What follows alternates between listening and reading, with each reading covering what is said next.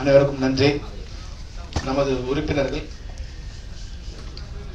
ஒரு 10 நிமிடம் அமைதி காத்து பத்திரிகையாளர்களுக்கு ஒத்துழைப்பு தருமாறு கேட்டுக்கொள்வோம்.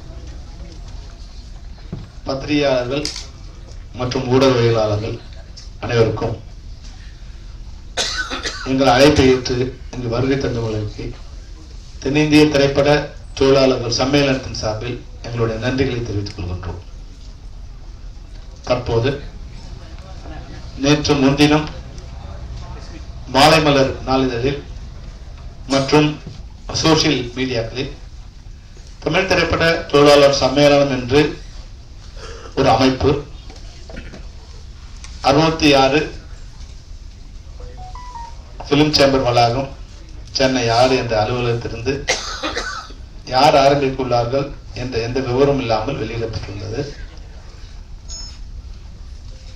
அந்த உரிமையாளரான சேம்பருக்கு நாங்கள் ஒரு கடிதம் அனுப்பி தொடர்பு கொண்டோம். இதுபோன்று தங்கள் முகவரியிலிருந்து தமிழ் திரைப்பட தொழிலாளர் சம்மேளனம் என்ற ஒரு அமைப்பு தொடங்கப்படுவதாக விளம்பரம் வந்துள்ளது. இது எங்கள் தொழிலாளர்களுக்கு எதிராக நீங்கள் ஒரு அமைப்பை உருவாக்குகிறீர்களா என்று கடிதம் எழுதினோம்.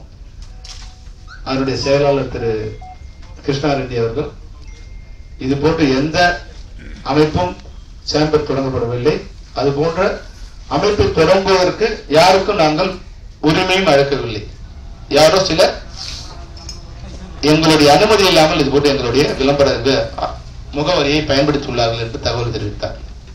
அதன் அடிப்படையில் மாலை முதல் நாளில் தொடர்பு கொண்டு இந்த விளம்பரத்தை அளித்தது யார் என்று அறிந்த போது தமிழ் திரைப்பட தயாரிப்பாளர் சங்கம் இந்த விளம்பரத்தை தந்துள்ளது என்று அறிய வந்தோம்.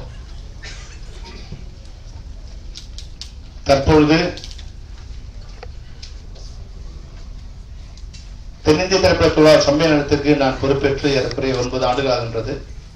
நான் பொறுப்பேற்ற போது பல்வேறு விதமான கருத்து வேறுபாடுகள், முரண்பாடுகள், சர்ச்சைகள் போன்ற பல்வேறு சிரமமான சூழ்நிலையில் நாங்கள் பொறுப்பேற்றுக் கொண்ட பிறகு தயாரிப்பாளர் சங்கத்திற்கும் பெப்சிக்கும் இடையான அனைத்து கருத்து வேறுபாடுகள் கலைந்து தயாரிப்பாளர்களுக்கு என்னவெல்லாம் நன்மை செய்ய முடியுமோ, எங்களுக்கு சிறிது நஷ்டம் ஏற்பட்டால் கூட பரவாயில்லை, தயாரிப்பாளர் நன்றாக இருந்தால் நாங்கள் நன்றாக இருக்க முடியும் என்று எங்களுடைய தொழிலாளர்களை, தொழில்நுட்ப கலைஞர்களை பேசி ஒப்புதல் பெற்று தயாரிப்பாளர்களுக்கு தொழிலாளர் தரப்பிலிருந்து அளிக்கப்பட்ட பல்வேறு விதமான நன்மைகளை உறுதி செய்தோம். சம்பள குறைப்பு உட்பட நன்றாக சுமூகமாக எங்களுடைய உறவு தொடர்ந்து வந்தது.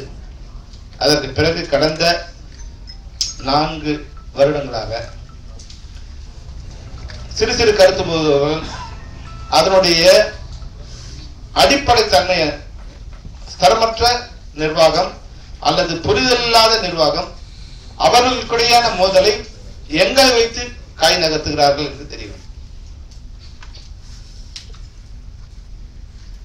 ஒரு இண்டஸ்ட்ரி ஒரு அமைப்பா இருந்தா ஒரு முடிவெடுக்க நல்லா இருக்கும். அதனால தயவு செய்து நீங்க தமிழ் திரைப்பட தயாரிப்பாளர் சங்கமும் நடப்பு தயாரிப்பாளர் சங்கமும் இணைந்து பணிபுரிய வேண்டும் என்று பெப்சியோட சார்பில் பல்வேறு முறை நாங்கள் வேண்டுகோள் விடுத்தோம். எங்களை பொறுத்த வரைக்கும் தயாரிப்பாளர் பிரிஞ்சிருந்தா நல்லது, ஏன்னா எங்களுடைய ராஜ்யம் நடக்கும். ஆனா அது மாதிரி ராஜ்யம் பண்றதுக்கு நாங்க வரல. இந்த இண்டஸ்ட்ரி நல்லா இருந்தா நாங்க நல்லா இருப்போம். ஏன்னா இந்த இண்டஸ்ட்ரியில நாங்க தான் 30-40 வருஷம் இருக்கோம். நாங்கள் என்பது தொழிலாளர்கள், தொழில்நுட்பர்கள். இந்த மேடையில் இருக்கவும் சரி, யார் உள்ள வந்தாலும் 30 வருஷம் 35 வருஷம் இருக்கும். ஆனா திரைப்பட தயாரிப்பாளர்கள் அவர் வந்தவனும் காணாம போயிடுறாங்க, இல்ல சிரமப்படுறாங்க. அப்ப அவங்க நல்லா இருந்தாங்கன்னா நம்ம இண்டஸ்ட்ரி நல்லா இருக்கும், நம்ம நல்லா இருப்போம். இதையெல்லாம் தொழிலாளர்களுக்கு சொல்லி அவர்களை ஒப்புவித்து அவருக்கு எல்லா நன்மையும் நம்ம செய்து வந்தோம். இப்ப இந்த அறிக்கை வருவதற்கு காரணம் என்ன? பேசிக்கா ஒரு 2 விஷயம் தான் இருக்கு. ஒண்ணு, நடப்பு தயாரிப்பாளர் சங்கம் ஒன்று, அதுக்கு நீங்க ரெட்டு போடணும், அவங்க கூட ஒர்க் பண்ணக்கூடாது அப்படின்னு சொன்னாங்க. நாங்க சொன்னோம், அவங்க 300 பேர் உறுப்பினர் இருக்காங்க, அதுல 250 பேர் உங்களோட உறுப்பினர்கள். நீங்க அவங்க மேல எந்த நடவடிக்கை எடுக்காம எங்களை வச்சு அவங்களை அடிக்க சொல்றீங்களா? சரியா வராது. ஒருவேளை நீங்க நடவடிக்கை எடுங்க, அப்புறமா பார்க்கலாம் அப்படின்னு அவங்க வந்து பலமா இருக்காங்க. அதனால அந்த நடவடிக்கை எடுக்க முடிஞ்சதோ எடுக்க முடியலையோ அதுக்கப்புறம் அவங்க 2 பேரும் உட்கார வச்சு இந்த சம்பள பேச்சுவார்த்தையில அவங்க மூலம் தான் பேசப்படுது. நடப்பு தயாரிப்பாளர் சங்கமும் தயாரிப்பாளர் சங்கம் இணைந்துதான் எங்களுடைய சம்பள பேச்சுவார்த்தை வந்து இது நான் உறுப்பினர்னா இங்க இருக்கிற உறுப்பினர்லாம் தெரியும். சம்பள பேச்சுவார்த்தை அவங்க தயாரிப்பாளர்கள் வாழ்வாதாரத்தை தீர்மானிக்கின்ற இல்ல அவர்கள் பொருளாதாரத்தை தீர்மானிக்கின்ற சம்பள பேச்சுவார்த்தையில் எத்தனை நிர்வாகிகள் கலந்து கொண்டார்கள்? ஒரே ஒரு முறை கூட அனைத்து நிர்வாகிகளும் கலந்து கொண்டு ஒரு கூட்டத்தை நடத்தியது இல்லை. அவர் ஒரு முறை கூட. நான் கூட சொன்னேன், எங்க எலெக்ஷன்னா இவ்வளவு வந்து வீடு வீடா வந்து வந்து ஓட்டு கேட்டு நீங்க நிர்வாகத்து வரீங்க, இந்த தயாரிப்பாளரோட எல்லாரோட வாழ்வாதாரத்தை பாதிக்கிற ஒரு முக்கியமான சம்பள பேச்சுவார்த்தை நீங்க யாருமே இல்லாம நாங்க யாரு கூட பேசுறது? பல்வேறு முறை நாங்க 4 மணிக்கு வர சொல்லுவாங்க, 4 மணிக்கு போவோம், 5 மணிக்கு 6 மணிக்கு 7 மணிக்கு ஒருத்தர் வருவாரு, 6:30 மணிக்கு ஒருத்தர் வருவாரு, 6:30 மணிக்கு வந்தவர் 7 மணிக்கு போயிடுவாரு, 7 மணிக்கு ஒருத்தர் 8 மணிக்கு போயிடுவாரு. நேற்று வந்தவர் இன்னைக்கு வர மாட்டாரு, இன்னைக்கு வந்தவருக்கு நேற்று என்ன பேசணும்னு தெரியாது. இதையெல்லாம் நான் சொன்னா நல்லா இருக்காது, நட்பா இருக்கு. அந்த அடிப்படையில நாங்க இதையெல்லாம் மனசுல சகிச்சுட்டு அப்படியே பயணப்படும். அப்ப அவங்க 2 பேரும் காம்ப்ரமைஸ் பண்ணி எல்லாரும் இவங்க நடப்பு தயாரிப்பாளையும் வந்து வற்புறுத்தி கம்பல் பண்ணி நீங்களாம் ஒன்னா இருந்தாதான் நல்லது அப்படின்னு சொல்லி ஒரு சிஸ்டம் கொண்டு வந்தோம். என்னன்னா தயாரிப்பாளர் சங்கம் தலைமை சங்கம், அந்த சங்கத்தின் மூலமாக அனைத்து அமைப்புகளும் தயாரிப்பு அமைப்புகளும் ஒரு பரிந்துரை கடிதத்தை தயாரிப்பாளர் சங்கம் வழியாக பெப்சிக்கு அனுப்ப வேண்டும். பெப்சி அவர்களுக்கு தொழில் ஒத்துழைப்பு வழங்க வேண்டும். இதை கொள்கை அளவில் நாங்கள் ஏற்றுக்கொண்டோம். நடப்பு தயாரிப்பாளர் சங்கத்தில் எதிர்ப்பு தெரிவிப்ப போது நாங்கள் அவர்களை இப்படி இருந்தால் மட்டும்தான் பணி செய்ய இயலும், இது நீங்கெல்லாம் ஒன்னா இருந்தாதான் நல்லது என்று அவர்களுக்கு வற்புறுத்தி அந்த கொள்கைக்கு ஒப்புக்கிட்டோம். ஒரு நிபந்தனை அடிப்படையில், அதாவது அவர்கள் தயாரிப்பாளர் சங்கத்துக்கு கடிதம் அனுப்பினால் அந்த தயாரிப்பாளரையோ நிர்வாகத்தையோ இவர்கள் அழைக்கக்கூடாது, அவர்கள் நேரடியாக சம்மேளனத்துக்கு அனுப்ப வேண்டும் என்ற நிபந்தனையின் பேரில் அந்த கொள்கையை அனைவரும் ஏற்றுக்கொண்டார். இப்போ என்னாச்சுன்னா திடீர்னு முதல் எங்களுக்கும் அவங்களுக்குமான பிரச்சனை, ஒரு 1.5 வருடத்துக்கு முன்னாடி சிலம்பரசன் ஷூட்டிங் போகும்போது அந்த ஷூட்டிங்கை நிறுத்தணும் அப்படின்னு வந்து அவங்க என்கிட்ட சொன்னாங்க. அப்ப அங்க சொல்லும் போது நாளைக்கு ஷூட்டிங், நாளை மறுநாள் ஷூட்டிங் இன்னைக்கு, ஆனா ஒரு வாரத்துக்கு முன்னாடி அங்க வந்து ஒர்க் நடந்தது, ராமேஸ்வரத்துல வந்து ஒர்க் நடந்து செட் ஒர்க் நடந்துகிட்டு இருக்கு, எல்லாம் தயாராகிட்டு இருக்காங்க. முதல்ல உங்க தயாரிப்பாளர் சொல்லிருக்கணும் இல்லையா? தயாரிப்பாளர் உங்களோட உறுப்பினர், அவரை கூப்பிட்டு நீங்க சிலம்பரம் வச்சு படம் பண்ணாதீங்க, இது பிரச்சனை இருக்கு முடிச்சுட்டு போறோம் நீங்க அவர் சொல்லிருக்கணும். அவருக்கு சொல்லல. அவங்க செட் ஒர்க் நடந்துட்டு எங்க உறுப்பினர் ஆல்ரெடி ஒர்க் பண்ணிட்டு இருக்காங்க. பாதி வழியில செங்கல்பட்டுல இருந்து திண்டிவனம் வரைக்கும் வண்டிகள் போயிட்டு இருக்கு, எல்லா வண்டியும் நிறுத்துறோம். நிறுத்தி இவங்க சொன்னதுக்காக சரி இவங்களோட இருக்க நம்ம நட்பை கெடுத்துக்கூடாது சரி நிறுத்தி அவங்களுக்கு ஒரு பேச்சுவார்த்தை வர வச்சு அந்த தயாரிப்பாளர் வர வச்சு ஒரு சுமூகமான நிலைமையை ஏற்படுத்தி இது ஒரு வகையில் முடிஞ்சிடுச்சு. இனிமேலாவது அடுத்த சிலம்பரசன் படம் போகும்போது அவங்களுக்குள்ள பிரச்சனை பேசி முடிச்சிருக்கணும். அடுத்து மெட்ராஸ் டாக்கீஸ் ராஜ்கமல் படம் போகுது, அதே சிலம்பரசன் படம் ஷூட்டிங் போடாம நீங்க நிறுத்துங்க. இப்போ நீங்க நல்லா யோசிச்சு பாருங்க, நாங்க அவ்வளவு வலிமையானவர்கள் இல்லை. யார மணிரத்னத்தை எடுத்து சண்டை பண்ணோம், கமல் சாரை எடுத்து சண்டை பண்ணோம், இதெல்லாம் நாங்க ஏன் சண்டை பண்ணோம்? எங்களுக்கு அவங்களுக்கு எந்த பிரச்சனையும் இல்லையே. உங்களுக்கு பிரச்சனை, உங்க மெம்பர் தான் ராஜ்கமல், உங்களோட மெம்பர், மணிரத்னம் சார் உங்களோட மெம்பர், அவங்க கூப்பிட்டு இது மாதிரி பிரச்சனை முடிச்சுட்டு போகணும் நீங்க சொல்லாமல்ல, ஏன் தும்ப விட்டுட்டு வாழ போட்டுருக்கீங்க? எங்களையே வந்து ஏன் நிறுத்த சொல்றீங்க? இருந்தாலும் அப்பவும் வற்புறுத்தல நாங்க வந்து மெட்ராஸ் டாக்கீஸ்க்கு அவங்களுக்கு பேசி ஒரு காம்ப்ரமைஸ் வருது, இந்த ஷெடியூல் வர வரைக்கும் வந்து மற்றவங்க பேசலாம்னு ஒரு பேசி ஒப்புதல் வாங்க ஆரம்பிச்சோம். அதுக்கு மேலேயாவது அவங்க ஃபாலோ பண்ணும். எவ்ரி டைம் இதே பிரச்சனை. அடுத்து தனுஷ் படம் ஷூட்டிங் போறாங்க, தனுஷ் படத்தை நிறுத்தணும்.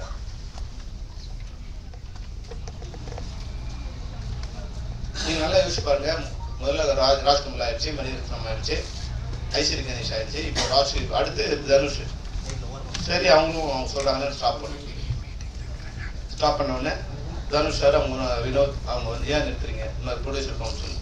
சரி ப்ரொடியூசர் கவுன்சில், அப்போ நடிகர் சங்கம் வந்தாங்க, எல்லாரும் பேசி என்ன பிரச்சனை இல்லை, எங்கள் செக்ரட்டரியா இருக்கிறவரு 3 கோடி ரூபாய் அட்வான்ஸ் கொடுத்துருக்காரு தனுஷ்க்கு, அவர் படம் பண்ணல, அதை வந்து ரிட்டர்ன் பண்ண சொல்லுவோம். நடிகர் சங்க சார்பில் சொல்லி எஸ் நீங்கள் சொல்ல கருத்து தான் நாங்கள் ரிட்டர்ன் பண்ண சொல்லுவோம். உடனே ரிட்டர்ன் பண்ணோம்.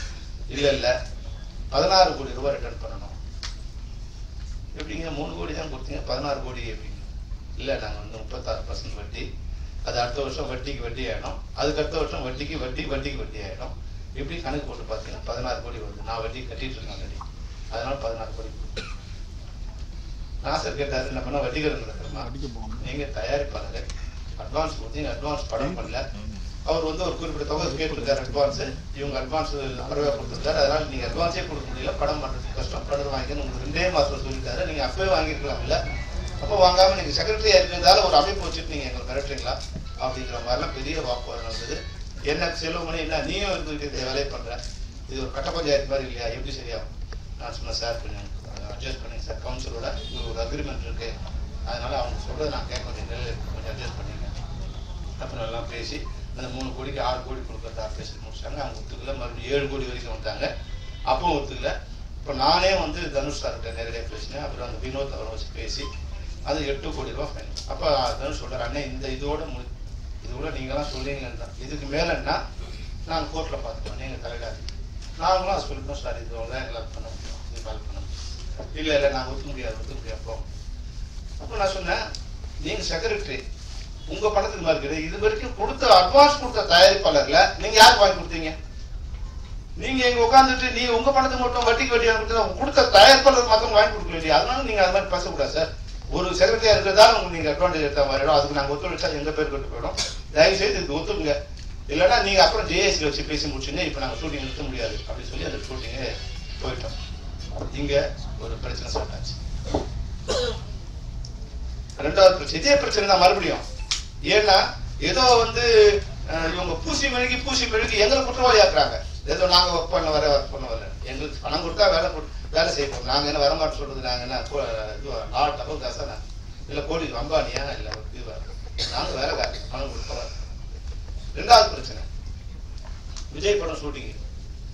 அவங்க வந்து இவங்க ஆகஸ்ட்ல அறிவிக்கிறாங்க, ஆகஸ்ட் 1 அறிவிக்கிறாங்க, நாங்கள் வந்து ஆகஸ்ட் 15 இருந்து புதிய படங்கள் ஆரம்பிக்கக்கூடாது, அக்டோபர்ல இருந்து எந்த படம் ஆரம்பிக்கக்கூடாது, அதுக்குள்ள மறுசீரமைக்கலாம், பேசி முடிக்கணும், எங்களுக்கு ரொம்ப கஷ்டமா இருக்கு, எங்களால் படம் பண்ண முடியல, பட்ஜெட்ல எல்லாம் இழுத்து விட்டுருக்கீங்க, இதெல்லாம் சில கட்டுப்பாடுலாம் பேசிட்டு தான் போகணும்னு வந்து all of a sudden without அவர் நாலேஜ் நடிகர் சங்கத்தை கேட்காம எங்களை கேட்காம அனௌன்ஸ் பண்ணிட்டாங்க. நடிகர் சங்கம் அது ரிவோல்ட் கூட பண்ணாங்க, நாங்க அட்ஜஸ்ட் பண்ணிக்கிறோம். எவ்வளவு அட்ஜஸ்ட் பண்ணு சொன்னாங்க, பெரிய சூக்க சொல்லுவாரு, எவ்வளவு உங்களுக்கு அட்ஜஸ்ட் பண்ணிருக்கோம் உங்களுக்கு சொல்ல வரும், தயாரிப்பாளருக்கும் சொல்ல வரும். அட்ஜஸ்ட் பண்ணிட்டு அப்புறம் நான் மறுபடியும் சார் பேசி, இல்லை சார் ரமணி இது வந்து எக்ஸிப்டாரில் சேர்ந்து முடிவு எடுத்துக்கோ, நீங்கள் ஒத்துழைப்பு கொடுக்கணும். சரி ஓகே சார், நீங்கள் உங்களுக்காக நாங்கள் அது ஒத்துழைப்பு அதுக்கும் ஓகே சொல்லிட்டோம். அப்போ வந்து இந்த படம் தயாரிப்பாளர் அவங்க வந்து பெங்களூர் ப்ரொடியூசர்ஸ் சேம்பர்ல மெம்பராக இருக்காங்க, அதனால அவங்க என்ன முடிவு பண்ணிட்டாங்க, ஹைதராபாத் ஷூட்டிங் ஷூட் பண்ணிக்கலாம், அங்கே போனால் பிரச்சனை இல்லை அப்படின்னு முடிவு பண்ணிட்டாங்க. இப்போ இது மாதிரி இந்த படம் போச்சுன்னா இந்த படத்துல இது வரைக்கும் 2.5 லட்சம் தொழிலாளர்கள் ஒர்க் பண்ணிருக்காங்க. விஜய் படத்துல 2.5 லட்சம் தொழிலாளர்கள் எங்களுடைய எஃப்எஃப்சி தொழிலாளர்கள் ஒர்க் பண்ணிருக்காங்க. 2.5 லட்சம் மனித நாட்கள் இங்க வேலை செய்யப்படும். இது ஏறக்குறைய எங்க தொழிலாளர்கள 30% பேருக்கு வேலை கொடுத்த மாதிரி. இப்போ இந்த அமைப்பு தலைவராக இருக்கு, இதை கொண்டு போய் அங்க நடத்துங்கிறதுக்கு நான் எதுக்கு இங்க நான் தலைவராக இருக்கிறோம்.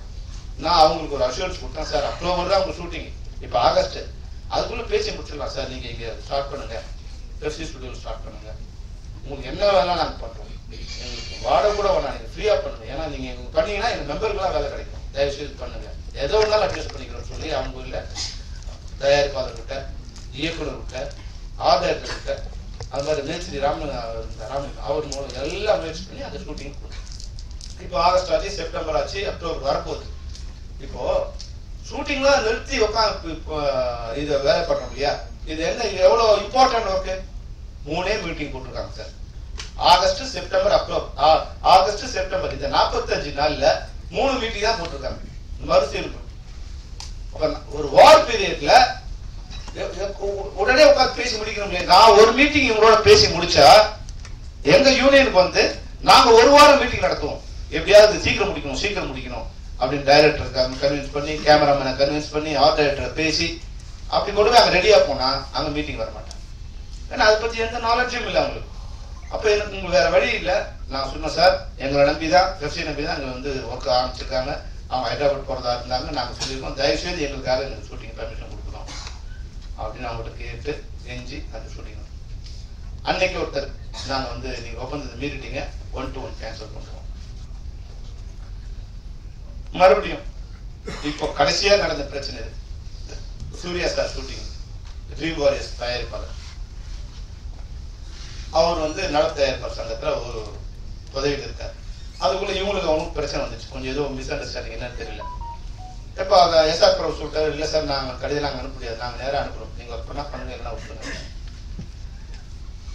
இப்போ இவங்க கடிதம் இங்கே அனுப்பலன்னா இவங்க ஷூட்டிங் போனால் மறுபடியும் இவங்களோட நம்ம காலில் விடணும். அதனால நான் வந்து அவருக்கு கொஞ்சம் கடுமையாக பேசி எஸ்ஆர் பிரபுக்கு நடப்பு தயார் பேசி, சார் நீங்கள் த்ரூ கவுன்சில் லெட்டர் வரலன்னா நாங்கள் வந்து கோஆப்ரேட் பண்ண முடியாது, எந்த வாங்கன்னு எனக்கு வச்சிங்க, நாங்கள் ஒத்துக்கிட்டோம், அந்த நீங்களும் ஒத்துக்கிட்டீங்க, நீங்கள் கடிதத்தை அனுப்புங்க அப்படின்னு சொல்லி அன்று இரவு 11 மணிக்கு நள்ளிரவு போய் அந்த கடிதம் வந்து தயாரிப்பாளர் சங்கம் சேர மாதிரி இந்த வேலை செஞ்சு முழு இரவு.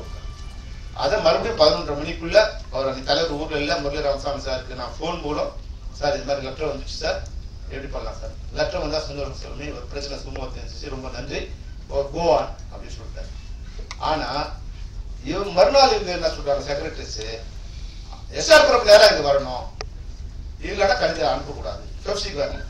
இப்ப நம்ம நிலைமை பாருங்க, நாங்க சொல்லிட்டோம் லெட்டர் அனுப்பிச்சிட்டோம், நீங்க அனுப்பணுங்கிறது விதி, லெட்டர் அந்த தயாரிப்பில் அனுப்பிச்சு அனுப்பணுங்கிறது விதி, நீங்க அனுப்பலாம், நாங்க இனிமே அதை நாங்க ஃபாலோ பண்ண முடியாது, அதனால உங்களோட இது பண்ண மாதிரி ஆயிடும் அப்படின்னு சொல்லிட்டு சூர்யா படத்துக்கு நாங்க தொழில்நுட்பம் வழங்கிட்டோம். அங்க தான் பிரச்சனை ஸ்டார்ட் ஆச்சு. நீங்க வந்து 1-to-1 கேன்சல் பண்ணுவோம், 1-to-1 கேன்சல்.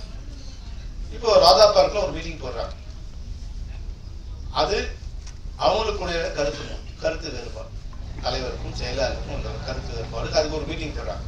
அந்த மீட்டிங் எப்படி போட்டுக்கணும், நீங்க தலைவர் மேல நம்பிக்கையில்லா தீர்மானம் கொண்டு வர போறேன்னு போடும்போது ஆப்டா சேர்க்கிறீங்க, அப்ப அப்படியே போட வேண்டியது தானே.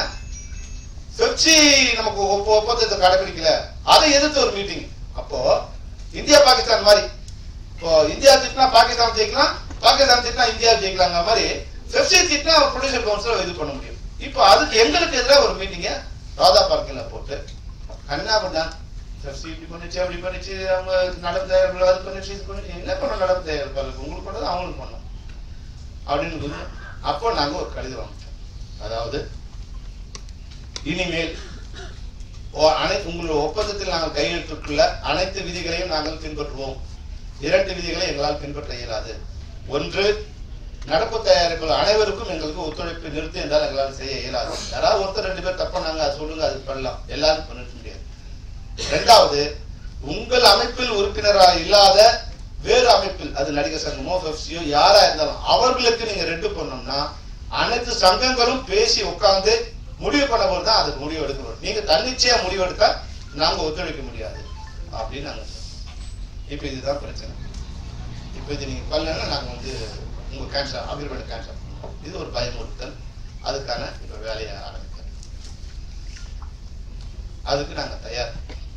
இப்போதும் தமிழ் திரைப்பட தயாரிப்பாளர் சங்கத்துக்கும் சங்கத்தின் நிர்வாகிகளுக்கும் சங்கத்தில் உள்ள அனைத்து உறுப்பினர்களுக்கும் பெப்சியின் சார்பிலும் சம்மேளனத்தின் சார்பிலும் என்னுடைய சார்பிலும் நாங்கள் ஏதாவது தவறு செய்ததா இருந்தால் அந்த தவறை சுட்டி காட்டினால் திருத்திக் கொள்ள நான் தயார், நாங்கள் தயார். நாங்கள் இப்போதும் நாங்கள் தயார். எந்த நிபந்தனையும் இல்லாமல் நாங்கள் தவறை திருத்திக் கொள்ள நாங்கள் தயார். ஆனால் இந்த 2 விஷயங்களை அடிப்படையாக வைத்து நீங்கள் எங்களை மிரட்டவோ இல்லை பெப்சி அடியால் மாதிரி பயன்படுத்தணும், அவங்க ஷூட்டிங் எடுத்து இவங்க ஷூட்டிங் எடுத்து அப்படிங்கிறத இனிமே நாங்க பண்ண முடியாது. இதை தவிர அனைத்து ஒப்பந்தம் நிறைவேற்ற தயாராக. ஆனா உங்க தயாரிப்பு சங்கத்தில் உறுப்பினராக உள்ள அனைவருக்கும் நிர்வாகிகளுக்கும் நாங்க சொல்லிடுறோம், நாங்க எதற்கு எந்த பேச்சுவார்த்தைக்கும் தயார். ஆனா எங்களை மிரட்டுறதுக்கு நீங்க வந்து எங்களை அழிப்பதற்கு நீங்க ஒரு படையை உருவாக்குறீங்கன்னா நீங்க அந்த அப்ளிகேஷன் 7ஆம் தேதி இஷ்யூ பண்ணீங்கன்னா 8ஆம் தேதியிலிருந்து தமிழ் திரைப்பட தயாரிப்பாளர் சங்க உறுப்பினர்களோடு நாங்கள் பணிபுரிய மாட்டோம். நாங்கள் பணிபுரிவோம்.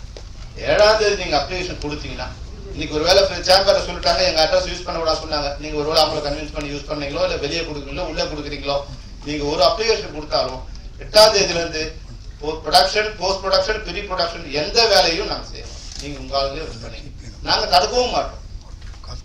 நீங்க தனியா டைரக்டர் கூப்பிட்டுக்கிறீங்க, கேமராமேனை கூப்பிட்டுக்கிறீங்க, கார் டைரக்டர் கூப்பிடுறீங்க, எல்லாம் கூப்பிட்டு நீங்க பண்ணீங்க. நாங்க எதுவும் நாங்க வரல, எங்களை விட்டுடுங்க.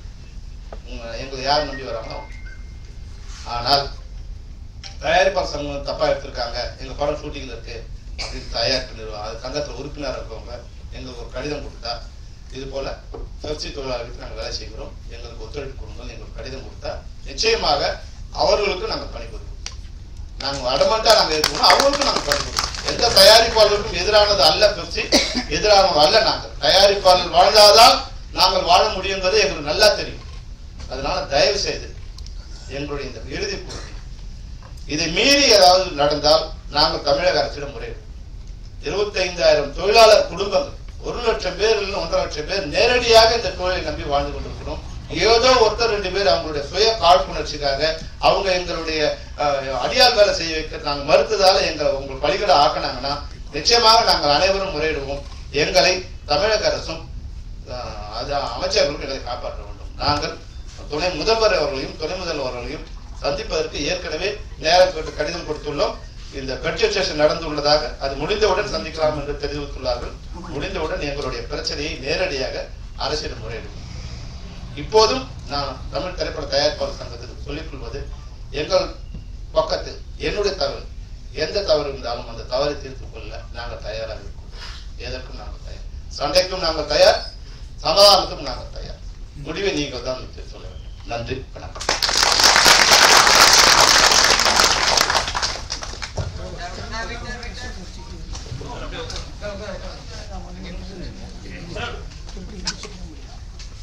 சங்கங்கள் என்பது அது தயாரிப்பாளர் சங்கமாக இருக்கட்டும், இல்லைன்னா மற்ற சங்கங்கள் எதுவாக இருந்தாலும் பெப்சியா இருந்தாலும் ஒன்று பெப்சின்னு பார்த்தா எம்ப்ளாயிஸோட நலன் கருதி தான் இருக்கணும். அதே சமயத்தில் சங்கங்கள் மெம்பர், ஆனா இங்க ஒரு ஈகோ கிளாஸ்ல பாதிக்கப்படுறது யாரும் அந்த மெம்பர்ஸ் அந்த இருக்க சங்கத்திலையும் இங்க இருக்கிற இந்த தொழிலாளர்கள் தான். அவங்களோட பதவியில இருக்கவங்களுக்கு எப்படியாவது ஒவ்வொருத்தரும் படம் பண்ண என்ன இருக்கும். ஆனா எம்ப்ளாயிஸ் ஒவ்வொருத்தருக்கும் ஒரு நாள் சாப்பாடு கூட கஷ்டப்படுறவங்களா இருக்கிறாங்க. அப்படி இருக்கும்போது இந்த பிரச்சனைகள் இருக்கல பல ஆண்டு காலமாகவே தொடர்ந்து இருக்கு. அப்ப பாதிக்கப்படுறது இங்க இருக்கக்கூடிய உறுப்பினர்கள் கண்டிப்பாகவும், அப்புறமா வாங்கியிருக்க தயாரிப்பாளர்கள் கடன் வாங்கியிருக்காங்க. பெரிய நிறைய தயாரிப்பாளர்கள் பாத்தீங்கன்னா கடன் வாங்கி தான் நடத்துறாங்க. அதுல வட்டி கொடுத்தே சுத்தவங்க நிறைய பேர் இருக்காங்க. இப்படி இருக்க பிரச்சனைக்கு என்ன முடிவு நீங்க பண்ணலாம்னு இருக்கீங்க? நன்றி சகோதரரே.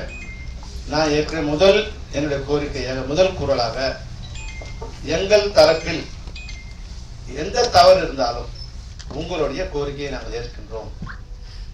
ஏனென்றால் நான் முதலில் சொல்லியது போல 25,000 தொழிலாளர்கள் இந்த அமைப்பை நம்பி இருக்கிறார்கள். என்னுடைய ஈகோ என்ற பெருதல்ல. ஒருவேளை நான் மன்னிப்பு கேட்கணும், தப்பு சொல்லுங்க, நீங்க பண்ண தப்பு, சாரி சார், என்ன தப்பு பண்ண சொல்லுங்க, தப்புன்னா ஐம் சாரி டெஃபினட். பட் வேற விஷயத்தை உள்ளுக்குள்ள எங்களை நீங்க அடியால் வேலை பண்றதுக்கு மட்டும் பயன்படுத்தாதீங்க. இனிமே அதுக்கு நாங்க தயார். ஏன்னா இப்போ இது மாதிரி நாங்க பண்ணதுக்காக நடிகர் சங்கம் எங்களை கண்டிச்சு ஒரு அறிக்கை கொடுத்தாங்க. நீங்க அதிகாரம் வேற மையமா செயல்படுறீங்க, நீங்க ஏதோ எல்லாரோட பெரிய அது மாதிரி செயல்படுறீங்கன்னு. இந்த சண்டை யாருக்குமானது? தயாரிப்பாளருக்கும் நடிகர்களுக்குமானது. அப்போ தயாரிப்பாளர் சங்கம் எங்களுக்கு பேக் பண்ணி இருந்தாங்கன்னா, இல்ல இது நாங்க தான் நிறுத்திருக்கோம், அவங்க நிறுத்தலாம் சொல்லணும் இல்லையா? அப்ப நீங்க அமைதியா இருந்தா என்ன அர்த்தம்? இப்ப நடிகர் சங்கம் எங்களோட பல்லாண்டுகளாக ஒரு நெருக்கமான நட்போட இருக்கும். இன்னைக்கு அந்த நட்புல கொஞ்சம் விரிசல் வந்திருக்கு. ஏன்னா அவங்க சொல்றாங்க நீங்க இஷ்டத்துக்கு அவங்க சொன்னா நிறுத்துறீங்க, ஏன் நீங்க அவங்க சொல்றது கேட்கலாம், எங்களை கேட்டு பண்ணுங்கிறாங்க. இவங்க என்ன சொல்றாங்க, அவங்களை கூப்பிடாதீங்க. நாங்க சொன்னா சார் நடிகர் சங்கத்தை கூப்பிட்டு பேசலாம் சார், நடிகர் சங்கத்தை கூப்பிட்டு பேசலாம், இல்ல இல்ல வேண்டாம் நம்மளே முடிவு பண்ணிக்கலாம். இதனால யாரும் நாங்க தான் சொல்றோம் இல்லைங்களா சார், நாங்க என்ன சொல்லணும்னு சொல்லுங்க, அவங்க என்ன பண்ண சொல்றான்னு சொல்லுங்க, இல்ல நீங்களே கேட்டு சொல்லுங்க. எங்க உறுப்பினர் பாதிக்க கூடாது, அது போல தயாரிப்பாளரும் பாதிக்கக்கூடாதுங்கிறதுல நாங்க ரொம்ப பல்வேறு சலுகைகள் நாங்க கொடுத்துருக்கோம் சார். பல்வேறு சலுகைகள் 6 கோடிக்கு ஒரு படம் தயாரிப்பாளர் படம் பண்றாங்கன்னா என்னென்ன சலுகைகள் அவங்க கொடுத்துருக்கோம். அவங்க இந்த சலுகைலாம் இருக்கு நம்ம நம்பருக்கே அவங்க சொல்றது இல்லை. இன்னைக்கு 1.5 மாசம் ஆச்சு எங்களுக்கு இடம் கவர்மெண்ட் அலாட் பண்ணி. இந்த 30-40 நாட்கள்ல நாங்க 20 கூட்டம் நடத்திருக்கோம். நாங்க office bearers, EC meeting, general body, ஒரு சங்கத்துல இந்த உடனே எப்படி இந்த இது கட்டணும், எப்படி மிஸ் பண்ணோம், இப்ப மிஸ் பண்ணக்கூடாது. அப்ப அது சில பிரச்சனை இருக்கு. உடனே அது இப்போ சொசைட்டி கவர்மெண்டோட கண்ட்ரோல் இருக்கு. அதனோட எக்ஸிக்யூட்டிவ் ஆஃபீஸரை மீட் பண்றோம். அடுத்து ரிஜிஸ்ட்ரார் டெப்டி ரிஜிஸ்ட்ரார் மீட் பண்றோம். அதுக்கப்புறமா ரிஜிஸ்ட்ரார் மீட் பண்றோம். அவர் இந்த விதியில இது போல பிரச்சனை இருக்கிறதால கொஞ்சம் வீடு கட்டுறதுல இந்த சிரமங்கள் இருக்குன்னு சொன்னாரு. உடனே மினிஸ்டர் அன்னைக்கு முத்துசாமி சார் அன்னைக்கு மீட் பண்றோம். அவர் எப்படி செக்ரட்டரி வர சொல்றாரு, இதை எப்படி சரி பண்ணலாம். அப்போ இந்த மாதிரி நீங்க ஒரு வேண்டுகோள் கொடுங்க, நம்ம இந்த விதியை திருத்தி கொடுத்தா உங்களுக்கு சரியா இருக்கும். இதுக்கு 20 மீட்டிங் போட்டிருக்கோம். ஆனா நீங்க அந்த கவர்மெண்ட் ஆர்டர் கூட ஒண்ணு கையில வாங்கல தயாரிப்பாளர் சங்கம். இதுதான் நீங்க உங்க உறுப்பினர் பண்ற நன்மை. உங்க முதல்ல உங்க உறுப்பினருக்கு நீங்க என்ன நன்மை பண்றீங்க? சும்மா எங்க நீலி கண்ணீர் வடிக்காது, எங்களை பார்த்து நாங்க நீலி கண்ணீர் வடிக்கலாம் சொல்லாதீங்க. எங்க உறுப்பினருக்கு நாங்க 100% வேலை செஞ்சிருக்கோம், 100% வேலை செஞ்சிருக்கோம். நீங்க உங்க உறுப்பினரை முதல்ல தொழிலாளியை காப்பாத்துட்டு அப்புறம் நீங்க உங்க உறுப்பினரை காப்பாத்துங்க. அவங்களுக்கு நீங்க ஆயிரக்கணக்கான பிரச்சனை இருக்கு, ஒரு தயாரிப்பாளருக்கும் ஆயிரக்கணக்கான பிரச்சனை இருக்கு. செத்து அவங்க வாழ்ந்துகிட்டு இருக்காங்க தயாரிப்பாளர்கள். உங்க உறுப்பினர்களை முதல்ல நீங்க காப்பாற்றுங்க, எங்களை காப்பாற்றுறது அப்புறம். உங்ககிட்ட 3000 கோபி சொன்னாலே உங்ககிட்ட 3000 பேர் உறுப்பினர் இருக்காங்க, அந்த உறுப்பினரை நீங்கள் காப்பாற்றுங்க. அதுக்கு பிறகு எங்களை காப்பாற்றுறது எங்களுக்கு தெரியும். சார், மாற்று தொழிலாளர் சம்மேளனம் ஆரம்பிக்கணும் அப்படிங்கிற ஒரு முயற்சியில இருக்காங்க. அதுல அது ஆரம்பிக்கிறதுக்கான உள்நோக்கம் என்ன சார் இருக்கும்னு நினைக்கிறீங்க? சார், இங்க மாற்று தொழிலாளி ஒர்க் பண்ணக்கூடாதுன்னு சொன்னா நீங்க ஒரு சங்கம் ஆரம்பிக்கலாம். நான் ஒரு சங்கம் ஆரம்பிக்கணும், அதுக்கு நான் தலைவர் ஆகணும்னு வச்சவங்களாம் சங்கம் நாங்க என்ன பண்ணுவோம்? இங்க மாற்றுத்திறனாளி சில பேரால் சில வேலை பண்ண முடியும். ஒரு மாற்றுத்திறனாளி அவரோட லைஃப் தூக்க முடியாது, அவர் லைஃப் பண்ண சேர்க்க முடியாது, அவர் டைரக்ட் பண்ண முடியும். அப்போ எந்த தொழிலை அவரால் பண்ண முடியுமோ அந்த தொழில் அவர் உறுப்பினரை சேர்த்து எந்த தடையும் இல்லை. மாற்றுத்திறனாளி என்பதால் அவருக்கு இங்க உறுப்பினராக சேர்வதற்கு எந்த தடையும் இல்லை. அப்ப எந்த தடையும் இல்லாத போது நீங்க எதுக்கு ஒரு சங்கம் ஆரம்பிக்கணும்? நீங்க தலைவராக இங்க இருக்க தொழிலாளர்கள் இருந்தா தானே ஆரம்பிக்க முடியும். இங்க தொழிலாளர்களுடைய எண்ணிக்கை இங்க இருந்து அங்க போவாங்களா? அப்போ இங்க எப்படி போவாங்க சார்? அவங்க இங்கே இருந்து வேலை பண்ணலாம். இங்க இருந்து இங்க வேலை பண்ணக்கூடாதுன்னா தானே அவங்களுக்கு பிரச்சனை. அவங்க வேலை பண்ணலாங்கிற பட்சம் அவங்க வேலை பண்ணிட்டு தானே இருப்பாங்க. அது வெறும் அறிவிப்பு மட்டும் தான். எது அவங்க ஆடா கொடுத்திருந்தாங்கல்ல, தமிழ் திரைப்பட மாற்றுத்திறனாளி இல்லையே, மாற்று தொழிலாளர்கள். நீங்க திறனாளின்னு புரிஞ்சுக்கிட்டீங்க. மன்னிக்கணும், மாற்று தொழிலாளர்கள் இங்க ஏற்கனவே தொழிலாளர்கள் இருக்கிற 25,000 பேருக்கு வேலை இல்லை. 25,000 பேர்ல நாங்க 15,000 பேர் தான் எனக்கு வேலை கிடைக்கும் ஒரு நாளைக்கு. அடுத்த நாள் இன்னும் 15,000 பேர் ஒர்க் பண்ணணும். ரவுண்ட் கிளாக் 25,000 பேர் ஒர்க் பண்ண முடியாது. ஒரு வேலைக்கு ஆள் இல்லை அப்படின்னா நீங்க வேலை எடுக்கலாம். இப்ப அவங்க மட்டும் சம்பளம் கொடுக்க வேலை ஒர்க் பண்ணீங்களா? உங்களுக்கு ஒரு அடிமையை தேடுறீங்க, நீங்க வேலைக்கு தொழிலாளியை தேடல, ஒரு அடிமையே இல்ல அடியாள தேடுறீங்க. அதெல்லாம் இப்ப சரியா வராது. திரைப்பட தயாரிப்பாளர் சங்கங்கிறது நிறைய இருக்கு. நடப்பு தயாரிப்பாளர் சங்கமாகட்டும், தமிழ் திரைப்பட தயாரிப்பாளர், சிறு குறு அப்படின்னு சொல்லிட்டு இது எல்லாத்தையும் ஒன்றி கட்டமைக்கிற ஒரு விஷயமா பெப்சி இருந்தது. இப்ப பெப்சியில இருந்து பிரிஞ்சு தமிழ் திரைப்பட தயாரிப்பாளர் சங்கம் போய் பெப்சிக்கு அகைன்ஸ்டா இன்னொரு சம்மேளனம் ஆரம்பிக்கும் அப்படின்றது, இதெல்லாம் தமிழ் சினிமாவுக்கு எதிர்காலத்துல ஒரு நல்ல விஷயமா இருக்குன்னு நினைக்கிறேன். நிகழ்காலத்திலேயே நல்லது இல்லை சார், எதிர்காலத்துல இல்ல, நிகழ்காலத்திலே இது மோசமான செய்தி. இப்போ அவங்கதான் அந்த 7ஆ பிரிஞ்சு சீரழிகிறாங்க. எங்களையே பிரிக்கணும். தயாரிப்பாளர் ஒரே சங்கமா இருந்தா அதன் வலிமை என்னவா இருக்கும்? நிச்சயமாக அந்த அவங்களோட குரலுக்கு ஒரு சேயிங் இருக்கும். ஏன் இப்ப அவங்க இதுவா இருக்காங்க? நடப்பு தயாரிப்பாளர் மட்டும் இல்ல, சேம்பர், கவுன்சில், நடப்பு தயாரிப்பாளர், கில்டு, சிறு தயாரிப்பாளர், டிஜிட்டல் தயாரிப்பாளர், அனைத்து தயாரிப்பாளர் சங்கம், 7 சங்கம் இருக்கு. நீங்க எல்லாரும் ஒண்ணா இருந்தீங்கன்னா உங்களுக்கு பிரச்சனையே இல்லை. நீங்க நினைச்சா சாதிக்க முடியும். அதுக்கு அந்த அவர்களை ஒன்றிணைக்கிற முயற்சியில் நீங்க ஈடுபடாம ஒன்னா இருக்கிற எங்களை ஏன் நினைக்கிறீங்க? இப்போ இன்னொரு ஆபத்து இருக்கு, அவங்களுக்கு தெரியாது. நாங்க கட்டுக்கோப்பா இருக்கிறதால எங்களை ஒரு உறுப்பினர் தப்பு பண்ண முடியாது, எந்த உறுப்பினரும் தப்பு பண்ண முடியாது. உடனே அந்த சங்கம் சம்மேளனம் அழைச்சு அவங்க அதுக்கு உண்டான நீதியை நாங்க கொடுத்துருவோம். இப்படிதான் ஒரு தடவை இந்த தயாரிப்பாளர் மோசம் போனாங்க. நாங்க கடந்த முறை பேச்சுவார்த்தை நடத்தும் போது டெக்னீஷியன் யூனியன்ல ஒரு குறிப்பிட்ட ஒரு பிரிவினர், அதாவது ஜிமி ஜிப்பு, பேந்தர், இவங்க எல்லாம் 14,000 ரூபாய் சம்பளம் அவங்க கடைசியா கேட்டாங்க. 13,500 ரூபாய். நாங்க சொன்னோம் சார் கொஞ்சம் பேசி 13,750 ரூபாய் வச்சுக்கலாம். நோ நான் சொன்னதுதான். அப்ப அவங்க ஒத்துக்கல. அப்ப ப்ரொடியூசர் என்ன சொன்னாங்க, நீங்க விட்டுருங்க, நாங்க பாத்துக்கிறோம், நீங்க தலையிட கூடாது, நாங்க பாத்துக்கிறோம் அப்படின்னா. அப்படியா? நாங்க டெக்னீஷியன் யூனியன் சொன்னோம், என்ன சார் ப்ரொடியூசர் பார்த்து விட்டுட்டு சார். இன்னைக்கு என்ன தெரியும் அவங்க நிலைமை? 20,000 கம்மி யாரும் சம்பளம் வாங்க. ஏன்னா அவன் ராஜா, ஒருத்தர் 20,000, ஒருத்தர் 21,000, ஒருத்தர் 30,000, ஒருத்தர் 40,000, ஒருத்தர் 50,000. இப்ப இவங்க யாருக்கு அவங்க கேட்டு சார் நீங்க அவங்க கண்ட்ரோல் பண்ணக்கூடாது சொல்லிட்டாங்க. நீங்க என்னோட திறமையை கேட்ப நான் சம்பளம் வாங்க, நீங்க தலையிடாதீங்க. இதை கெடுத்தது யாரு? நீங்க அன்னைக்கு சுமூகம் அன்னைக்கு உங்க கண்ட்ரோலுக்குள்ள கொண்டு வந்திருந்தீங்கன்னா இன்னைக்கு ஒரே அமைப்பா இருக்கும். நாளைக்கு அவங்க ஒரு சம்பளம் கேட்பாங்க. எந்த சம்பளத்தை நீங்க கொடுப்பீங்க? அப்போ ஒரு அமைப்பா இருந்தா அமைப்புக்கு பயந்து தொழிலாளர்கள் இல்ல அமைப்பு கட்டுப்பட்ட தொழிலாளர்கள் ஒரு ஒழுக்கத்துக்கு வருவாங்க. நாளைக்கு 500 பேர் வேணும்னா எங்க போய் தேடுவீங்க? இப்ப எங்க நீங்க சொல்லியிருந்தா நாளைக்கு 500 பேர் ரிக்ஷா வேணும்னா சொல்லி முடிச்ச அரை மணி நேரத்துல 500 பேர் இங்க இருக்கிற ஏஜென்ட் கொண்டு வந்து நிறுத்துருவாங்க. அது யாரு நீங்க எப்படி பண்ணுவீங்க? அப்போ ஒட்டுக்கோப்பாவும் ஒற்றுமையா இருக்கிறது ஒரு தப்பா? அது இது ஒரு தவறான, இது வந்து நான் எல்லா தயாரிப்பும் சொல்ல வரல, தயாரிப்பு நிர்வாகிகள் இருக்கிறவங்களுக்கும் நான் சொல்ல வரல. ஒரு சில பேரோட தனிப்பட்ட விரோதம் தான், அது தனிப்பட்ட விரோதம் தான். இல்ல இப்ப சமீபத்துல இந்த பிரச்சனை நடந்துட்டு இருக்கு அப்படின்றதுனால இப்ப தயாரிப்பாளர்கிட்ட வந்து பெப்சி வந்து தொழிலாளர்களுக்கு அதிக சம்பளம் கொடுக்கணும்ன்ற மாதிரி ஏதாவது ரெக்குயர்மெண்ட் வச்சது இப்போ ரெக்குயர்மெண்ட் வருது, ரெக்குயர்மெண்ட் வரப்போகுது. இப்போ இந்த மார்ச் 31 முடியுது, நீங்க வந்து 1ஆம் தேதி சம்பள பேச்சுவார்த்தை நடத்தணும்னு சொல்லும்போது இந்த பிரச்சனை. நாங்க அது கூட சொன்னோம், இந்த நாங்க 100 வருஷமா இருக்கோம், 3 வருஷமான சம்பளம் ஏறிட்டு இருக்கு. அது எங்களுக்கு சம்பளம் இல்லைன்னா கூட பரவாயில்ல, எங்களுக்கு PF PSI வேணும், நாங்க வந்து ஒரு எம்ப்ளாயா அங்கீகாரம் பெறணும், எங்களுக்கு ஒரு 14% சம்பளம் இது பண்ணி கொடுங்க, எங்களுக்கு PF PSI மட்டும் கொடுங்க, யாருக்கெல்லாம் இருக்கோ அவங்களுக்கு கொடுங்க அப்படின்னு கூட நாங்க சொன்னோம். இதை வந்து பேச சொல்லி காலம் எடுத்தே வந்து இப்ப வந்து அது சண்டைக்கு போட்டாங்க, இனிமே உங்களோட கிடையாது அப்படின்ட்டாங்க. இப்ப நடப்பு தயாரிப்பு செயல்படுத்த நாங்க பேசி அவங்க கன்வின்ஸ் பண்ணி ஓகே.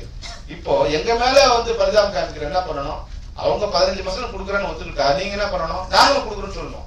அவங்கள போன் பண்ணி இது வரைக்கும் உங்களுக்கு சண்டை இல்ல, அவனை வாயே விட்டக்கூடாது சொன்னேன். இன்னைக்கு நீங்க அவங்களுக்கு போன் பண்றீங்க, போன் பண்ணி சார் நீங்க ஒத்துக்காதீங்க, அதை பிரச்சனை இது நீங்க ஒத்துக்கிட்டு நாங்களும் கொடுக்கணும். எவ்வளவு நல்ல எண்ணம் பாரு. இந்த நல்ல மனிதர்கள் தான் இவங்க தொழிலாளர் சமையல் காமிக்கிறாங்க. எங்களுக்கு 100 வருஷமா நாங்க கூலிக்கார மாதிரி ரோட்ல நின்றுட்டு இருக்கோம், நாங்க ஒரு எம்ப்ளாயா கன்வெர்ட் ஆகி எங்களுக்கு PF PSI வந்து எங்களுக்கு ஒரு நல்ல விஷயம். இப்போ ஒரு சேல் ஒருத்தர் அனௌன்ஸ் பண்ணார் இல்லையா, ஒரு ஜூனியர் ஆர்டிஸ்ட் அவங்க ஒய்ஃபுக்கு வந்து 2 கிட்னி வேலை செய்யல, ராமச்சந்திரா போனா வந்து 12 லட்சம் ரூபாய் ஃபீஸ் போடுறாங்க. அவர் வந்து அது எங்களுக்கு சார் ஏதாவது ஹெல்ப் பண்ணுவோம். நான் சொன்னேன் 12,000 20,000 பண்ணலாம்ப்பா, 12 லட்சம் நாங்க எப்படி பண்றோம். அப்புறம் பேசும்போது அவர் ESI மெம்பரா இருக்காருன்னு தெரியுது. அப்புறம் ஒன்னு ESIக்கு வந்து டெப்யூட்டி டைரக்டருக்கு நாங்கள் ஃபோன் பண்ணி இது மாதிரி இருக்கு என்ன பண்ணோம்னா, ஒரு 10 லட்சத்துக்கு மேல போச்சுன்னா நாங்க ஒரு எலிஜிபிலிட்டி சர்டிஃபிகேட் கொடுத்தோம். அப்புறம் ஒரு லெட்டர் கொடுத்தோம்னா ஃபெர்சில லெட்டர் கொடுத்தோம். அந்த லெட்டர் அடிப்படையில அந்த உறுப்பினருக்கு வந்து அவங்க இன்னைக்கு ஃப்ரீயா தமிழ்நாட்டில் இருக்க அப்போலோலம் பண்ணலாம், ராமச்சந்திரன் எந்த அலுவலகத்திலும் ஃப்ரீயா வந்து ஹாஸ்பிட்டல் அவங்க இப்போ அந்த கிட்னி டிரான்ஸ்பிளண்ட் டோனர் தான் பண்ணிடலாம். இப்போ அடுத்த வாரம் அவங்களுக்கு இந்த ஆபரேஷன் நடக்குது. அப்போ இது போன்ற ஒரு பாதுகாப்பு எங்க எல்லா மெம்பரும் கிடைக்கும் இல்லையா. அவங்க வேற வகையில எப்படி அவங்க ESI மெம்பரா இருந்ததால அவங்களுக்கு கிடைச்சது. நாங்க ESI மெம்பரா இருந்தா எங்களுக்கு இந்த பாதுகாப்பு இருக்கு இல்லையா. இந்த நீங்களும் எங்களுக்கு இன்சூரன்ஸ் கொடுக்க மாட்டீங்க. நேற்று ஒரு அம்மா இறந்துட்டாங்க, நீங்க என்ன பண்ண போறீங்க? அவங்களோட நல்ல வேலை, அவங்க வந்து ஒரு பெரிய கம்பெனில ஒர்க் பண்ணும்போது இறந்தாங்க. அந்த கம்பெனி கொஞ்சம் பணம் கொடுத்தோம். இந்தியன் கம்பெனில ஒர்க் பண்ணதால தான் அவங்க 1 கோடி ரூபாய் கிடைச்சது. கும்பகோணத்துல ஒரு ஷூட்டிங்ல 6 பேர் செத்தாங்க. அந்த பாடியை கொண்டு வரது கூட ஆம்புலன்ஸ் பணம் கொடுக்கக்கூடிய நிலையில தயாரிப்பாளர் இல்ல. அவங்களை யார் காப்பாத்துறது? யார் காப்பாத்து? அவங்க வந்து அந்தந்த யூனியன் பணம் செலவு பண்ணி ஆம்புலன்ஸ் வச்சு கொண்டு வந்து பாடியை வந்து ஆம்புலன்ஸ் கொண்டு வந்தாங்க. அடிப்பட்டவரை கொண்டு SRM எங்களுக்கு ஒரு அண்டர்ஸ்டாண்டிங் இருந்தது, கொண்டு வந்து ஃப்ரீயா நாங்க மெடிசன் அவங்களுக்கு ஹெல்ப் பண்ணோம். இப்ப இது மாதிரி எங்க போய் நாங்க நிக்கிறது? அப்ப அரசாங்கமே எங்களுக்கு அந்த உதவியை இலவசமா பண்ண வரும்போது நீ அந்த உதவி கூட பண்ண விடாம நீங்க தடுத்தீங்கன்னா உங்க நல்ல எண்ணம் என்ன? இவ்வளவு நாளா உங்ககிட்ட வேலை செஞ்சிருக்கோம், உங்க எண்ணம் தான் என்ன? அதிகாரம் பண்ணணும். நாங்க சட்டத்தில் இருக்கோம், என் கீழே எல்லாரும் இருக்கணும். இதுக்காக வந்து இதுக்கு வந்து நம்ம படம் ப்ரொடியூஸ் பண்ண வந்தோமா, அதிகாரம் பண்ண வந்தோமா? மாற்று மாநிலங்களுக்கு தமிழ் ஷூட்டிங் எல்லாமே அங்க போறதுனால இந்த சமீப காலத்துல இந்த பெப்சி தொழிலாளர்கள் எவ்வளவு இழப்பை சந்திச்சிருக்காங்க சார்? 100% இழப்பு சார். வெளியூருக்கு ஒரு படம், இப்ப நான் சொன்னேன் இல்லைங்களா, இப்ப 2.5 லட்சம் வேலை நாட்கள் நாங்க வேலை செஞ்சிருக்கோம். இப்போ விஜய் படம் இங்க நடந்ததால இந்த படம் அங்க போயிருந்தா ஒரு 5000 பேர் கூட வேலை செஞ்சிருக்க மாட்டாங்க. டைரக்டர், கேமராமேனு, ஆர்ட் டைரக்டர், இது மாதிரி ஆட்கள் தான் போயிருப்பாங்க. அப்போ எவ்வளவு பேர்? அப்ப 2,45,000 வேலை நாட்கள் நாங்க வேலை பண்ணிருக்கோம். அப்ப எல்லா நட்சத்திரங்களும் எல்லா ஹீரோஸும் முதல்ல உணரணும், தமிழ்நாட்டில் வாழ்ற நீங்க தமிழ்நாட்டு தொழிலாளருக்கு துரோகம் பண்ணாதீங்க. நாங்க உங்களுக்கு கெஞ்சி கெஞ்சி கெஞ்சி பார்த்து காலில் என்னதான் பண்ண சொல்றீங்க? ஹைதராபாத் போய் ஷூட் பண்ணதா உங்களுக்கு என்ன வருது? ஈவில போய் நீங்க உட்காந்து நீங்க ஒரு ராஜா, உங்க ஒரு ராஜ்யத்தை வச்சுக்கிட்டு அங்க போய் ஒரு தமிழ்நாட்டு கிராமத்தை செட்டு போடுறீங்க. என்ன இனிமே வந்து எங்க வாழ்வாதாரத்தை பாதிக்கிற மாதிரி எந்த நடிகரும் ஈடுபடாதீங்க. எந்த தயாரிப்பாளர் கூட ஒரு வேண்டுகோள் வைக்கிறேன், நீங்க அங்க போய் ஷூட் பண்றதால அவங்களுக்கு ரூம் கொடுத்து அவங்க டிக்கெட் கொடுத்து அவ்வளவு செலவு பண்ணீங்க, அதனால என்ன லாபம் உங்களுக்கு? நானு இப்ப காஷ்மீர்ல வெள்ள பனிமலை இருக்கு, அதை இங்க செட்டு போடுறது நாங்க சொல்லல. அது மாதிரி இருந்து அங்க போய் பண்ணுங்க. நீங்க ஹைதராபாத்ல போயிட்டு நம்ம ஊருக்கு கிராமத்தை அங்க போய் செட்டு போறீங்கன்னா என்ன அர்த்தம்? கிராமமே நம்ம கிட்ட இருக்கு, அரசு இடம் கொடுத்துருக்கு, அங்க போய் செட்டை போடுங்க. இங்க நம்ம நாட்டுல வேலை செய்வாங்க, நம்ம நாட்டுல குழைப்பாங்க. காஸ்ட் டிஃபரன்ஸ் எல்லாம் வருதா சார்? இங்க காஸ்ட் அதிகமாகும் சார், காஸ்ட் அதிகமாகும். அது ஏன் அது வந்து அந்த தயாரிப்பாளர்களுக்கு தெரியாது? அது தயாரிப்பாளர்களுக்கு கண்ட்ரோல்ல இருந்திருந்தாங்கன்னா நல்லா இருந்திருக்கும் சார் சினிமா. அப்ப யார் கண்ட்ரோல்ல இருக்கு? நீங்க தான் சொல்லணும். சார் நான் நஷ்டப்பட்டாலும் அங்க போறேன்னா அது யார் கண்ட்ரோல்? என்ன டைரக்டரா இல்ல ஹீரோவா இல்ல கேமராமேனா இல்ல வந்து அதுல நடிக்கிற ஜூனியர் ஆர்டிஸ்ட் சொல்றாங்களா? ஜூனியர் சார் நாங்க வந்து ஷூட்டிங் வரோம்னு சொன்னாங்களா? அது யார் கண்ட்ரோல் பண்ண? நீங்க தான் சொல்லுங்க. நாங்க அரசியலோ இல்ல அரசோட கண்ட்ரோல்ல இருந்து யாரும் செயல் பண்ணாங்களா தயாரிப்பாளர் சங்கம்? சார் அரசு எப்படி சார் சொந்த மாநிலத்தில் உள்ள தொழிலாளருக்கு விரோதமா எந்த அரசா செயல்படுமா சார்? அதுல அரசு சும்மா இவங்க தான் சொல்லிக்கலாம். அரசுக்கு எந்த விதமான அரசு வந்து இன்னொரு இன்ஸ்ட்ரக்ஷன் கொடுக்கணும். நம்ம ஊர்ல ஷூட் பண்ணணும்னு சொல்லணும் அவங்க. நான் அரசாங்கத்துக்கு இப்ப கேள்வி நாங்க வந்து நிச்சயமா கோரிக்கை வைப்போம். தமிழ்நாட்டு படங்கள் Tamil unless otherwise it is necessary. இப்போ வைசாக் பீச் வேணும் போங்க, கோல்கொண்டா ஃபோர்ட் வேணும் ஹைதராபாத் போங்க, காஷ்மீர்ல பனிமலை வேணும் நீங்க காஷ்மீர் போங்க. நீங்க தேனியை போய் அங்க போய் செட்டு போடாதீங்க. இங்க இரு ஐயனார் சாமியை போய் அங்க போய் செட்டு போடாதீங்க. அங்க 2000 பேர் வச்சு நீ இருக்கும்போது இங்க படம் பாக்குறோம் வயிறு எப்படி எரியும்? இங்கதான் படம் பாக்குறான், அங்கேயே பாக்குறான். அந்த தொழிலாளிங்க பார்த்தானா அவன் வயிறு எரியாது. நம்மள வந்து பட்டினி போட்டுட்டு இவங்க இப்படி பண்றாங்களேன்னு அவங்க கவலைப்பட மாட்டான்.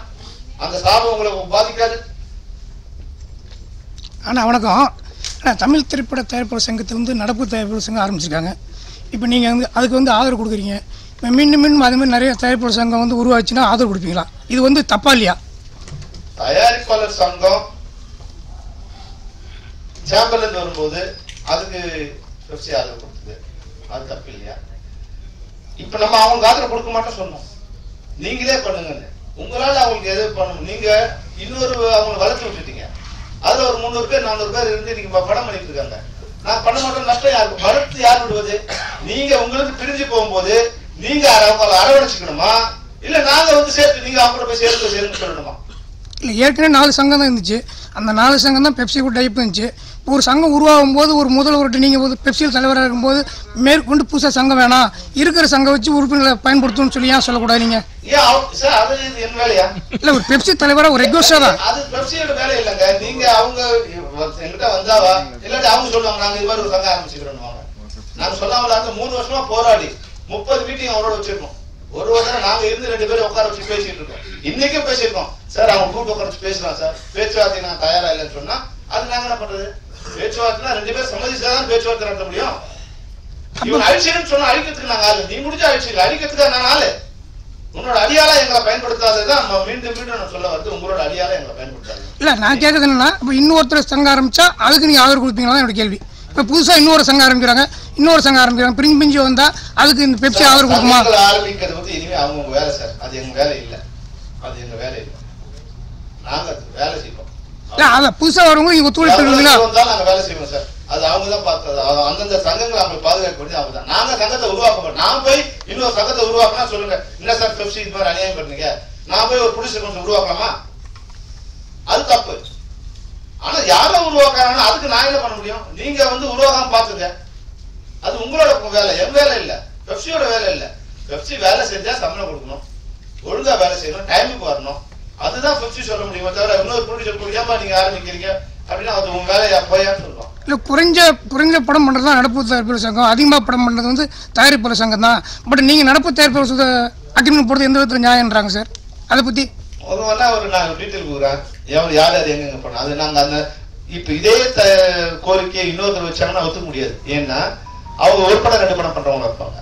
இன்னைக்கு நடக்கும்போது மெஜாரிட்டியான படங்கள் இங்க இருந்தா இதுல இப்ப அதனோட துணைத் தலைவர் உறுப்பினராக இருக்காரு, நிர்வாகத்தில் இருக்காரு. அந்த சங்கம் ஒண்ணு அங்கிருந்து வா இல்ல நடவடிக்கை எடுக்கணும் இல்ல. அதை விட்டுட்டு எங்க கேட்டீங்கன்னா உங்க தயாரிப்பாளர் சங்கத்துல துணைத் தலைவர் அவரு அவங்க நம்பர் வந்து படம் எடுக்கிறாரு. எப்படி நீங்க அவர் துணைத் தலைவர் வச்சுக்கிட்டீங்க? அவர் வந்து பணம் கொடுத்தாரு, உங்களுக்கு வந்து இன்சூரன்ஸ் பணம் கட்ட கொடுத்தாரு, விட்டுட்டீங்களா? இல்ல நாங்க அவர் போய் நீங்க அவர் போய் சேர நாங்க சொல்லணுமா, நீங்க சொல்லணுமா, நாங்க சொல்லணுமா?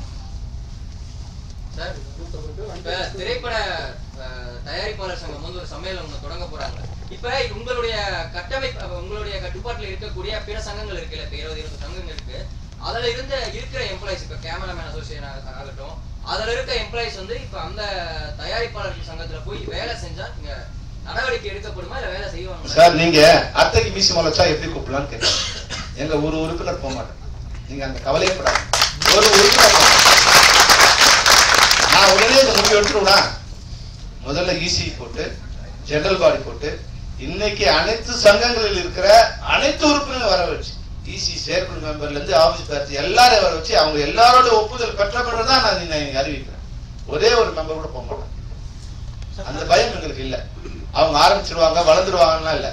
தேவையில்லாம ஒரு மனப்பூசல் நாளைக்கு இப்ப இவ்வளவு பேச வேண்டிய அவசியம் வந்துருச்சு பாருங்க. எனக்கு நாளைக்கு எங்களோட நட்பா இருந்தவர் இன்னும் நிறைய விஷயம் இருக்கு. இன்னைக்கு நீங்க தரம் தாழ்ந்த ஒரு லெட்டரை எங்களை விமர்சிக்கிறீங்க, அது மொட்டை கட்டு தான் போடுறீங்க, ஆளை வச்சு வேலை பண்றீங்க. இது வரைக்கும் உங்களுக்குள்ள திட்டிட்டு இருந்தீங்க. இன்னைக்கு அவங்க அங்க ஆளை வச்சுட்டு என்னை பத்தி திட்டி நான் இது பண்றது. நான் ஏற்கனவே சொல்லிட்டேன், இந்த சங்கத்துக்கு நான் வரும்போது என்னை எழுத்து நின்றவர் 33 ஓட்டு வாங்கினாரு, நான் 36 ஓட்டு வாங்கினேன். அடுத்த முறை நான் 49 ஓட்டு வாங்கினேன், அவர் 16 ஓட்டு வாங்கினார். அடுத்த முறை இருக்கும்போது எங்களை ஏற்று ஆளே இல்லை. ஒரு 100 ரூபா தான் நாங்கள் செலவு பண்ணி அப்ளிகேஷன் பண்ணோம். அப்போ என்னுடைய செயல்பாடு சரியா இருக்கிறதால நான் இங்க பணம் கொடுத்து இல்ல வேற மாதிரி உதவி கொடுத்து ஓட்டு வாங்க வேண்டிய அவசியம் இல்லை. இந்த உறுப்பினர் நான் தேவைப்படுற வரைக்கும் நான் இங்க இருந்துட்டே இருக்கேன். அதனால இதுல அதிகாரத்துக்கான போட்டி எங்ககிட்ட இல்லை. நாங்க இது இருக்கோம். என்னுடைய ஓய்வு நேரத்தை என்னோட உறுப்பினர் செலவு திரைப்படத்துறைக்கு தான் என்னோட முதல் ப்ரெஃபரன்ஸ்.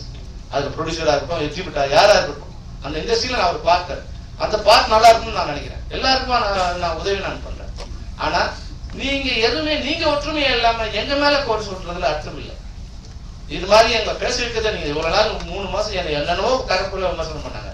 ஆனா இன்னைக்கு விமர்சனம் பண்ணா தனிப்பட்ட முறையில சுயலாபம் அடைவதாகவோ இல்ல இவங்க தொழிலாளர்கள் மேல அக்கறை கொள்றதாவோ, அங்க இருக்கிற தொழிலாளரை காப்பாத்தான் நாங்க பழைய போறோம். நாங்க கொஞ்சம் ஆரம்பிக்கிறோம்.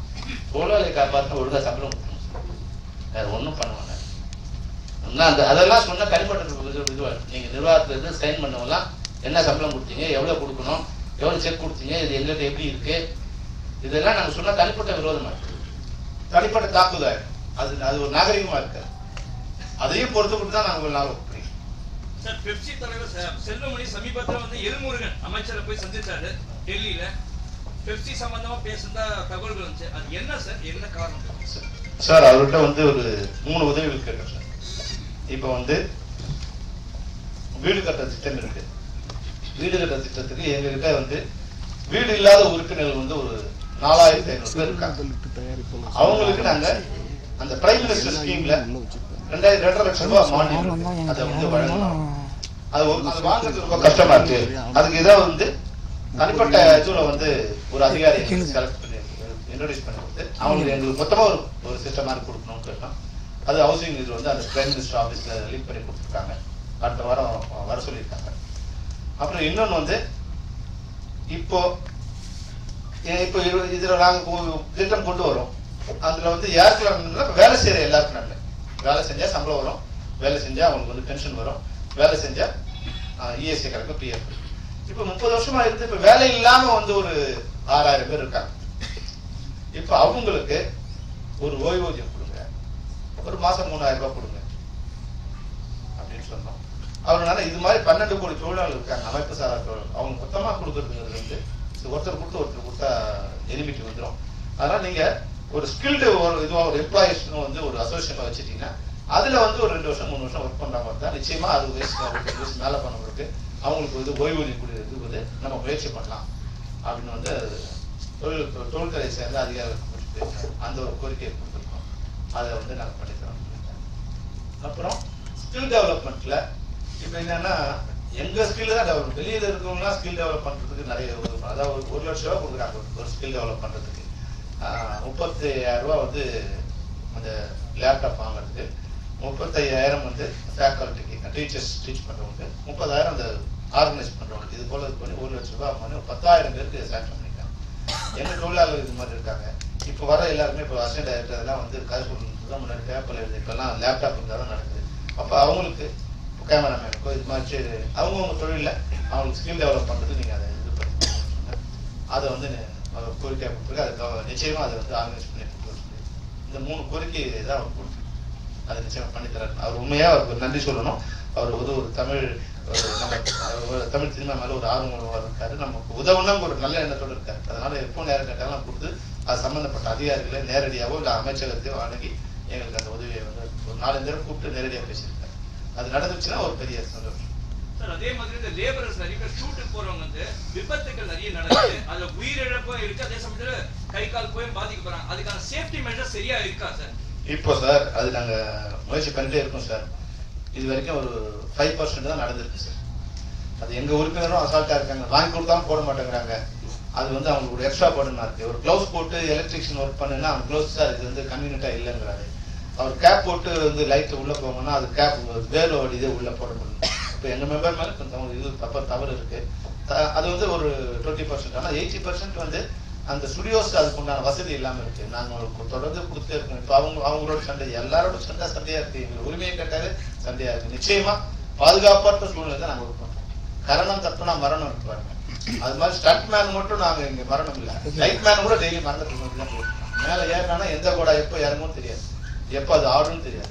அந்த எந்த கோடாவுமே கொடுத்துட்டே இருக்கும் சார், கொடுத்துட்டே இருக்கும். எந்த கோடாவுமே விதிப்படி இல்லை சார். நாங்கள் வந்து சொல்லிட்டோம், நாங்கள் லேபர் இதில் வந்து கம்ப்ளைண்ட் பண்ணால் ஸ்டுடியோ மூடிடுவாங்க. இன்னொரு பயம்னா இங்கேயே ஸ்டுடியோ இல்லை, ஸ்டுடியோ மூடினா இருக்கிறவங்க வந்து இன்னும் வெளியூர் போயிடுவானேன்னு அந்த பயம் வேற இருக்கு. இது மாதிரி நாங்கள் வந்து நெருப்பாற்றல் தான் நாங்கள் நீதி. சார் தயாரிப்பாளர் சங்கத்துல ஒரு சிலர் எடுக்கக்கூடிய அந்த உள்ள நடவடிக்கை காரணமா வந்து மொத்தமா பாதிக்கப்படுறோம்னு சொல்றீங்க. இந்த பிரச்சனை இப்ப சமீப காலமா இருக்குது. இந்த நிர்வாக குழு மேலதான் பிரச்சனையா இல்ல இதுக்கு முன்னாடி உள்ள தயாரிப்பாளர் சார்? இது வரைக்கும் இருந்தவங்களோட எங்களுக்கு எந்த பிரச்சனையும் இல்லை சார். எல்லா பிரச்சனையும் நாங்கள் சுமூகமாக தான் முடிச்சிருக்கோம். எவ்வளோ பிரச்சனை வந்துருக்கு சார், எவ்வளோ பிரச்சனை வந்துருக்கு. ஒரு சிலர் நீங்க யாருன்னு சொல்லலாம்? ஒரு சிலர் நான் தனிப்பட்ட முறை யாரும் சொல்ல வரல. அவங்களுக்குள்ள ஒரு ஒருங்கிணைப்பு இல்லை சார். தலைவர், செயலாளர், துணைத் தலைவர், இணைச் செயலாளர், செயற்குழு உறுப்பினருக்கு ஒரு ஒருங்கிணைப்பு இல்லை. அப்ப தங்களுக்குள்ள கருத்து மோதல்ல அது வந்து இப்படி ஆயிடுச்சு. அப்படிதான் நான் உணர்றேன். அது தவிர வேற ஒன்றும் அதுல இருக்காம இருக்கு. இப்ப இந்த நிர்வாகத்தில் வரும்போதுதான் எனக்கு வந்து இந்த பிரச்சனை இல்ல. இப்ப அவங்களுக்குள்ள இருக்க கருத்து மோதல்னா அவங்க விட்டு வெளியேறலாமே தவிர சங்கத்தையே இல்ல சார். பெப்சியை எதிரியா காமிச்சா அங்க ஜெயிக்கலாம் சார். பெப்சியோட வேலை செய்ய மாட்டோம், உடனே 100 பேர் கை தட்டுவாங்க. அப்ப நான் தலைவன் ஆயிடுவேன். அவ்வளவுதான். அது தவிர வேற எதுவும் கிடையாது. எங்களை எதிர்ப்பதால அங்க கொஞ்சம் நிறைய பேருக்கு வந்து அது ஒரு இது இருக்கும், ஒரு உணர்ச்சி கலங்கும். இனிமேல் அவங்களோட இது நம்ம அடிமைத்தனத்துக்கு நம்ம இல்லை, நம்மளே நம்ம ஒர்க் பண்ணிக்கலாம். யாரு கூட வந்தாலும் ஒர்க் பண்ணலாம். யாரு கூட ஒர்க் பண்ற நம்ம சொல்லிட்டோம். நீ சொல்லி 3 மாதம் ஆச்சு, 3 மாசம் கடிதம் அனுப்பிச்சுட்டு இருக்கீங்க.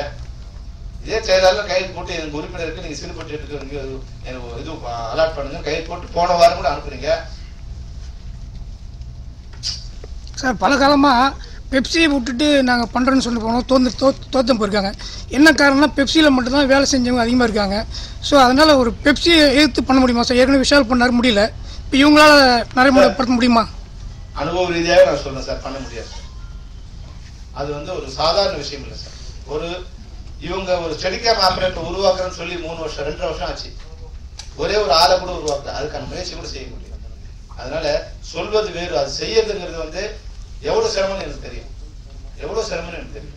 அதனால இதெல்லாம் வந்து சாதாரண விஷயம் இல்லை. ஏதோ கோவத்துல பேசலாம் இல்ல. அது ஒரு விஷயம் சார், ஒரு குடம் பால்ல ஒரு சொட்டு தான் விஷம், மொத்தமா கெட்டு போயிடும்.